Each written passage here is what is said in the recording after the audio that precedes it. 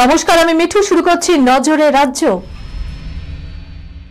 আগামী 25শে জুন বুধবার গাঙ্গেয় পশ্চিমবঙ্গ ও সংলগ্ন বঙ্গোপসাগরে নতুন ঘূর্ণাবর্ত তৈরি হতে পারে জানিয়েছে হাওয়া অফিস। সপ্তাহভর বৃষ্টিতে ভিজতে পারে গোটা বঙ্গ। রবিবার কলকাতা সহ দক্ষিণবঙ্গের সব জেলাতেই বজ্রবিদ্যুৎ সহ হালকা মাঝারি বৃষ্টি এবং হালকা ঝোড়ো হাওয়া বয়ার পূর্বাভাস রয়েছে।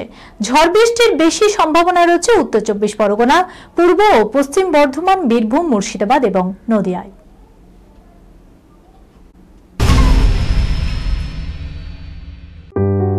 সুনির্ণয় imaging centre private limited advance প্যাথোলজিতে thalassemia screening, large size biopsy setup সহ সমস্ত পরীক্ষা, echocardiography, fetal echocardiography, CT scan, CT guided FNAC, 4D USG guided FNAC, endoscopy, colonoscopy, uroflowmetry, spirometry, colour Doppler, digital X-ray, তাছাড়াও সমস্ত বিশেষজ্ঞ চিকিৎসকদের পরিষেবা একই ছাদের তলায় নিয়ে হাজির সুনির্ণয়।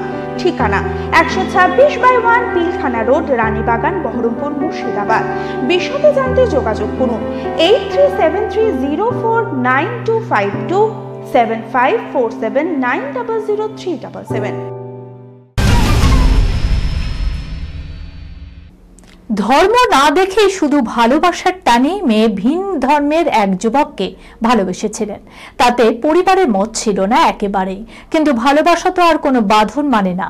তাই পরিবারের অমতেই প্রেমিককে বিয়ে করেছিল নদিয়ার কৃষ্ণগঞ্জের প্রথম বর্ষের ছাত্রী। আর তাতেই তাকে শাস্তিও পেতে হলো চরম। মেয়ের এই সিদ্ধান্ত মানতে না পেরে শনিবার জীবিত কন্যার শ্রাদ্ধ করল তার পরিবার, যা দেখে অবাক প্রতিবেশীরা। শ্রাবন্তী চট্টোপাধ্যায় আর রাজীব বিশ্বাসের মধ্যে কি সব সমস্যার অবসান ঘটতে চলেছে? তারা কি আবার একত্র হতে চাইছেন? এই গুঞ্জনে মাত টলিপাড়া। শুক্রবার রবীন্দ্র কাব্য রহস্য ছবির বিশেষ প্রদর্শনে উপস্থিত ছিলেন নায়িকা এবং আরো অনেকে। তার জৌলসে ছটায় চোখ ধাঁধিয়েছে উপস্থিত সকলের।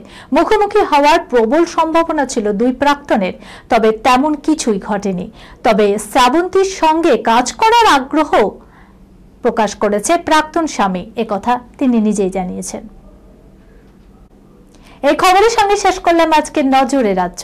আপনারা দেখছেন টিভি 24 বাংলা, সংবাদ বিনোদন সারাদিন সারাক্ষণ।